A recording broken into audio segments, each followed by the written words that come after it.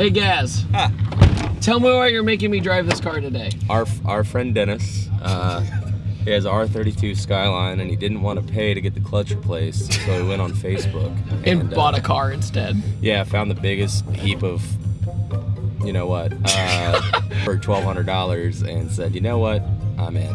He's naturally a Geo Metro guy. He's had like 4 of them. He's a Geo Metro guy? So he likes his poop boxes. Why is this like this? Okay, it's a Subaru, but does it sound like a Subaru? Oh yeah, do you hear that?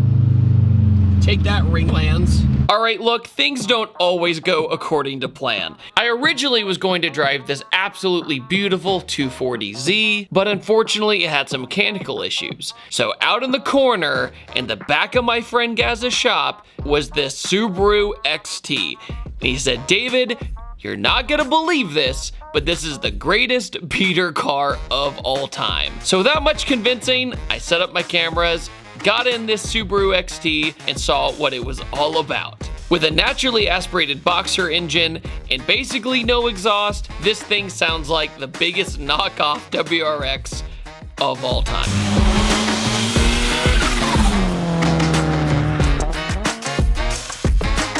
Hello, ladies and gentlemen, and welcome to a Subaru XT. I have never seen one of these before. And I never expected to see one of these. And I'll tell you what, it is one of the most unique 80s cars I've ever seen that actually sounds like a modern day Subaru WRX. This one is not the turbo one. They did make a turbo one, but they're incredibly hard to find and like $12,000 if you do find one because they're like collector items. But this one is the naturally aspirated one that you would daily drive every day. And the number one thing you notice about this car is the shifter. The shifter is like this fighter jet joystick style shifter from like an F-18 or something, and it's freeform. You can actually wiggle it around in circles. It doesn't really have an H pattern. And oh my God, this is really weird. Also, it's 2 doors. I'm used to driving Subarus that are 4 doors. I guess if you want to count like the FRS or B or Z, you know, go for it. The steering wheel though always looks like it's off center, but it's not. It has this right angle, and I know that I'm in the right spot because the horn is in the right spot. So yeah, they purposely made this look like, I don't even know, like a boomerang almost. The point of the steering wheel is towards the pillar. Another thing too is that the climate control and all the controls for the headlights and everything, those are all like pillar pods right around the steering wheel. And what's really funny about it is that it kind of reminds me of a janky version of the 300ZX's pillar pod system. Oh yeah, oh yeah. I'm living my best life.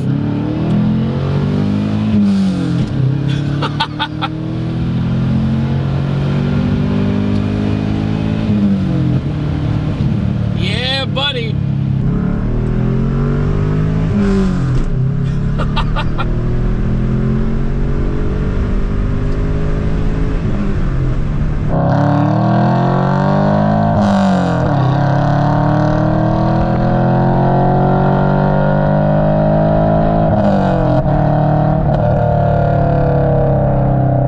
They got this car for $1,200, so it was cheaper than replacing the clutch in a Nissan Skyline. They got a whole car instead. It ended up being one of their favorite cars, which is so funny. Not to mention, he bought the car like this, with all the fighter jet stuff on it, with the blue fog lights up front, everything.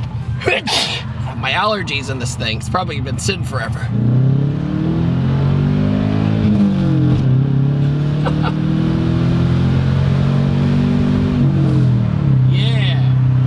I love this shifter. I absolutely love it. It's a freaking Subaru. That is so bananas. It's a freaking Subaru. Like, I know it seems silly to people who know of these, but I never knew of these really.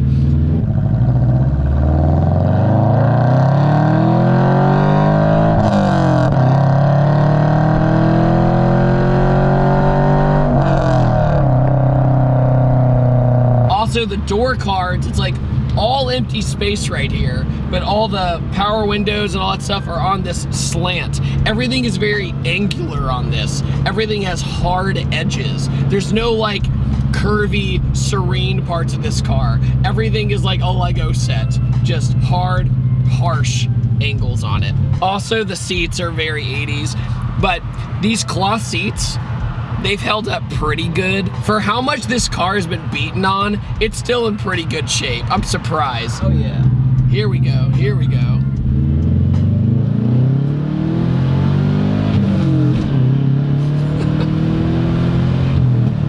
Yeah. Honestly, this shifter feels really nice. I thought I was gonna get really kind of thrown off by it because of the freeform feeling of it, but I really like it. I think of it kind of like a ball shifter that you'd find in a Volvo. That's probably the best way I could describe it. Also, they have a head unit here, so it looks completely out of place, but it has Bluetooth audio. But the steering wheel is really throwing me off. Every time I look at it, I'm like, oh, do I need an alignment? No, I don't need an alignment. It's just they designed the steering wheel goofy like this.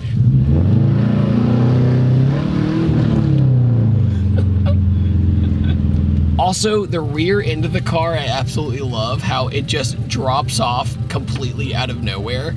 So you get kind of a sports car vibe in the front of the car, then it reaches over and then turns into a literal brick with the old school Subaru emblem on it, which is also a nice touch. It's cool that that's still there. Dude, I am having so much fun, dude. I'm all the way in it. Everywhere I go, I'm wide open throttle. Everywhere. What the world really didn't know is that the BRZ and the FRS was actually based on the XT. No, that's not true, but the philosophy is there, okay? Yeah, buddy.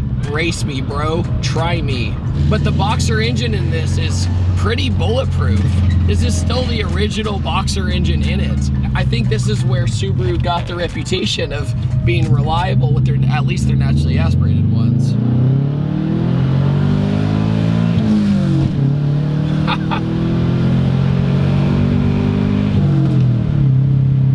Man. Okay, my buddy Gaz, you saw in the beginning of this video, kept telling me it's gonna be one of my favorite cars I've driven all week. Yeah, it's one of my favorite cars I've driven all week. And it's so funny too, because if somebody calls you in, it'd be like, yeah, I like to report about the fighter jet driving down the road. Was it really fast? No, but it sounded cool. This is like one of the most fun daily beaters I've ever driven. Like just to get around town. And I love that there's finger grips in the shifter, like you're playing an old fighter jet game or something at the arcade. So is the Subaru XT one of the best beater dailies ever if you find a good running one? I think so. In today's market, it's extremely hard to find something unique and different and honestly just cheap. It's hard to find something that's cheap and fun to drive nowadays. And honestly, the Subaru XT non-turbo is still extremely fun to drive because you can wide open throttle it everywhere. It looks cool. And at Cars and Coffee the other day, this thing would get more attention than every other supercar in the parking lot, which is hilarious. On that note, what do you guys think about the Subaru XT? I had a really fun time in this thing. Honestly, I'm surprised I don't see more of these things, and hopefully I do in the future. If you have a turbo one, hit me up. Maybe we'll make something happen. Guys, thank you so much for being so patient with my very raspy voice. I have been filming relentlessly the past few days, so I appreciate you all dealing with this weird voice thing I got going on. But on that note, I upload on Tuesdays, Thursdays, and Sundays, and I will see you guys next time. Take it easy. Have a wonderful day. Goodbye.